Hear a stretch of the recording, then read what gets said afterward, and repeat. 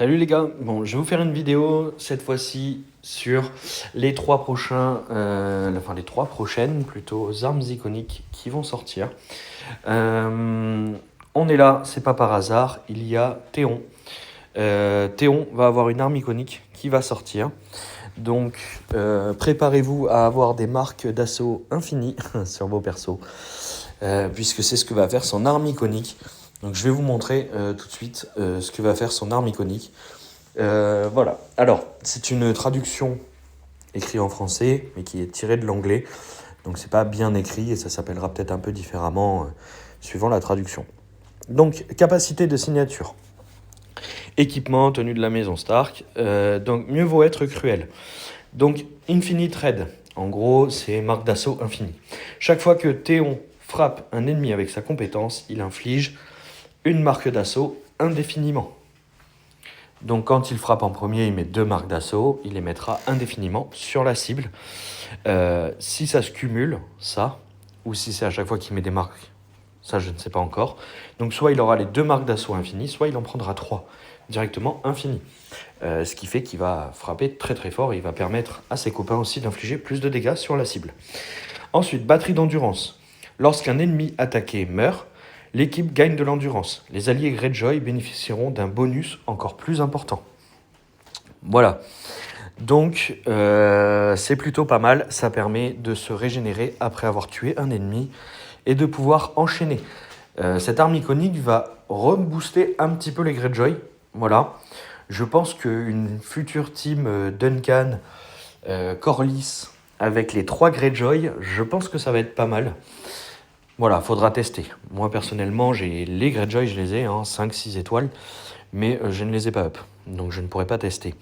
Ensuite, spécialiste de suivi. Si Théon s'est déplacé en premier... en premier ce tour-ci, il frappera tout ennemi qui sera touché par une marque de glace ou une marque de raid pour le reste du tour. Donc ça, comment faut le traduire ? Ben, je sais pas trop. Si Théon s'est déplacé en premier ce tour-ci, donc je pense que si Théon a frappé en premier au tour, il frappera tout ennemi qui sera ensuite... Donc, à mon avis, s'il tape en premier, il fera une AOE. Donc, si c'est vraiment le cas, Théon va être monstrueux. Et je vous ai sorti une vidéo juste avant où j'utilise Théon, c'est pas pour rien, c'est parce que je pense que il va peut-être taper très très fort dans la méta, on verra si ça change quelque chose, mais s'il tape fort et qu'on arrive à le protéger, ça peut être très embêtant pour les adversaires. Et du coup, tout le monde recevra une marque de glace et une marque d'assaut pour le reste du tour. Donc je pense qu'on va falloir attendre un petit peu la traduction française réelle pour ça, mais s'il tape en zone, ça va être monstrueux. S'il tape seulement en mono-cible et qu'après il met des marques de glace et de raid à tout le monde, bah, au moins normalement les marques de raid elles sont censées être indéfinies, puisque c'est ce qui est le début. Et les marques de glace, forcément, c'est 99 tours. Donc voilà, ça peut être aussi très intéressant. Peut-être qu'on va arriver dans une méta où il va retourner chez les Stark. On va voir. Peut-être que ça aidera aussi à faire une Stark Greyjoy, parce que jusqu'à présent, Stark Greyjoy, c'est pas top. Même par rapport à la méta qui va sortir avec la double faction. Pour l'instant, ça va pas être ouf. Mais s'il y a ça, peut-être que ça va changer quelque chose. Voilà. Deuxième arme iconique qui va sortir. Sandor Clegane, le violet. Donc qui est à la fois Baratheon et Lannister. Et le légendaire, pas le épique.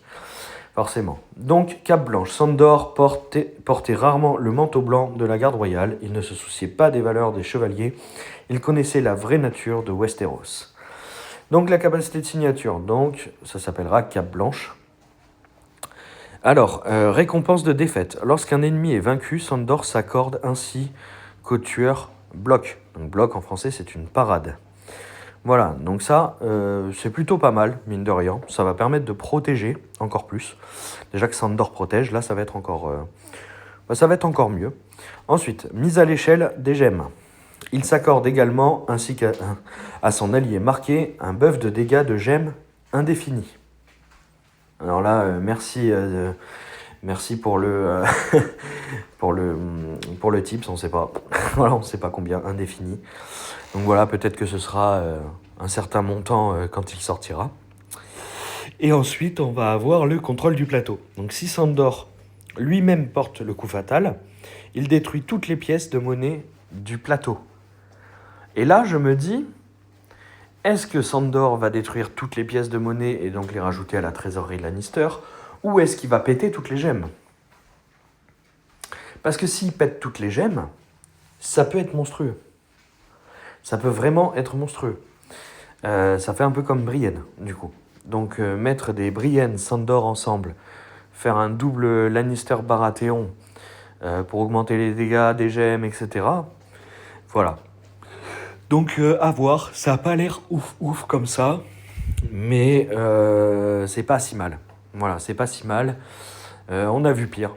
On a vu pire comme arme iconique, on a vu mieux aussi. À voir ce que va être le contrôle du plateau. Et ensuite, on a la dernière arme iconique qui va sortir, c'est Marjorie. Marjorie Tyrell qui va devenir peut-être une Tyrell aussi, un de ces quatre, ce serait bien qu'ils sortent les Tyrell. Mais surtout qui va devenir une Lannister. Voilà. Alors elle va pas devenir à proprement parler, je pense, pour la maison Lannister, mais par contre, elle synergise enfin avec les Lannister, puisque c'est quand même de base le île des Lannister, puisqu'elle est en dualité avec Joffrey. Et voilà, donc il était temps un petit peu qu'il leur fasse un clin d'œil. Vous allez voir pourquoi. Donc, il s'appellera « Aimeriez-vous me regarder ?» Donc, pour ceux qui se rappellent de cette scène, elle est un petit peu érotique. Voilà. Donc, endurance. Gagne de l'endurance chaque fois qu'un ennemi est trompé. Donc, trompé, ça va être la traduction en français, parce que c'est la duperie, en fait. Voilà. Donc, à chaque fois qu'un ennemi est dupé, boum, elle gagne de l'endurance. Vous jouez avec Cersei leader, par exemple, Cersei jaune, boum.